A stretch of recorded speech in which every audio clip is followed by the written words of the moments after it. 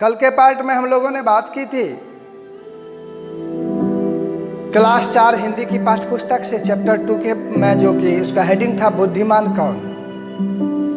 आज क्लास 4 के हिंदी बुक ही है और उसका अगला चैप्टर है चैप्टर 3 चतुर्हंस के बारे में।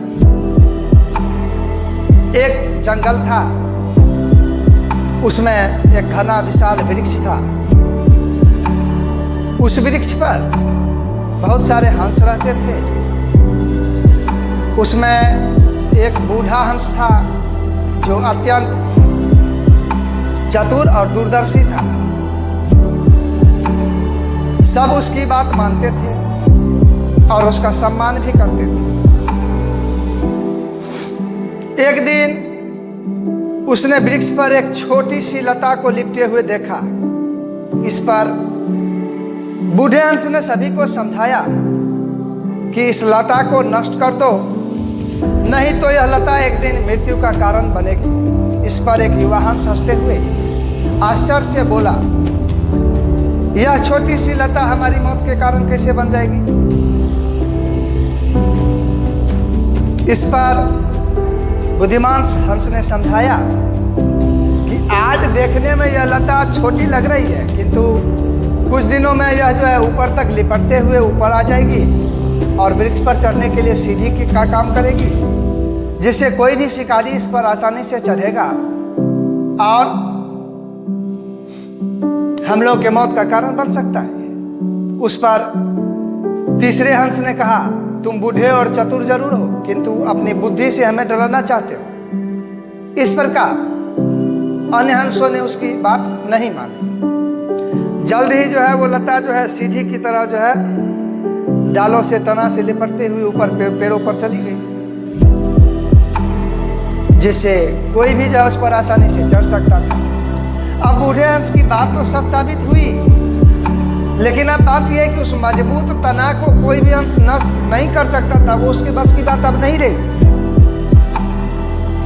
तो एक दिन सभी हंस दाना चुगने के लिए बाहर चले गए। बीच में मौका पाकर बहेलिया आया। बहेलिया समझते हैं ना, बहेलिया का मतलब होता है जो शिकार करने आता है, तो वही चिड़िया वगैरह को पकड़ने वाला। तो बहेलिया आया और जाल बिछा दिया। अब संध्या के समय जब हंस जो है अपने बसेरे के लिए लौटे, बसेरे पर लौटे और पेड़ पर बिछे जाल में फंस गए। अब इस पर जो है सभी हंस जो है दुखी हुए और बूढ़े हंस की जो बात नहीं माने उसके कारण लज्जित भी हुए। लेकिन अब करे तो करे क्या, तो जाल से छुटकारा पाने के लिए सभी हंसों ने बूढ़े हंस से जो है उपाय पूछा और आगे से उसकी हर सीख को मानने का वचन भी दिया। इस पर सबकी बात सुनकर बूढ़े हंस ने उस सबको उपाय बताया।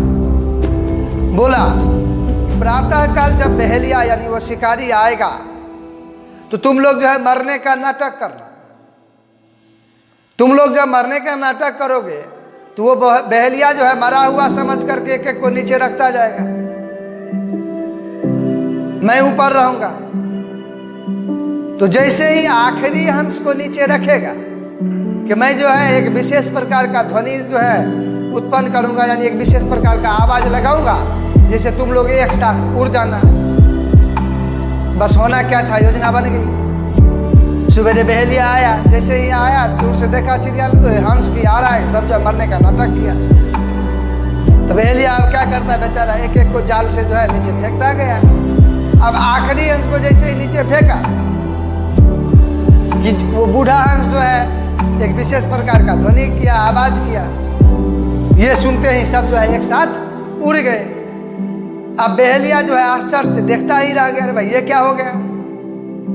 तो कहने का मतलब एकता से हमें लाभ है। दूसरी बात, अगर कोई ज्ञानी आदमी है या ज्ञानी कोई है या कोई ज्ञान वाली बात दे रहा है तो उसी को मानना चाहिए। अगर उस तना को जिस दिन बूढ़े हंस ने समझाया कि इसको नष्ट कर दो, अगर उसी दिन नष्ट कर दिया होता तो आज ऐसी नौबत ही नहीं आती। लेकिन सबने उनकी बातों का जो है मजाक उड़ा दिया, तो परिणाम उसका बहुत भयावह हो गया। उसके बाद हम लोगों ने यह भी अनुभव किया कि एकता में शक्ति होती है। यहां भी एकता का परिचय दिया गया है। कैसे? तो बूढ़े हंस ने क्या बोला था कि आखिरी हंस जब तक नहीं रख दिया जाएगा, जब तक हम आवाज नहीं देंगे, नहीं उड़ना है। तो सबने उसका पालन किया, यानी ये एकता हुआ। इसमें भी अगर पहले और दूसरे हंस को नीचे किया, वही उड़ जाता तो बहेलिया समझ जाता। तो हमें एकता बना के रखना चाहिए, एकता कायम रखना चाहिए। और बुद्धिमान व्यक्ति या कोई आदमी अगर जो है कोई अच्छी सीख दे रही हो तो उसको मानना चाहिए। आज के पाठ में इतना ही। कल हम लोग बात करेंगे इसी में चैप्टर 4 में, जिसका चैप्टर होगा हेडिंग हार की जीत। तब तक के लिए धन्यवाद।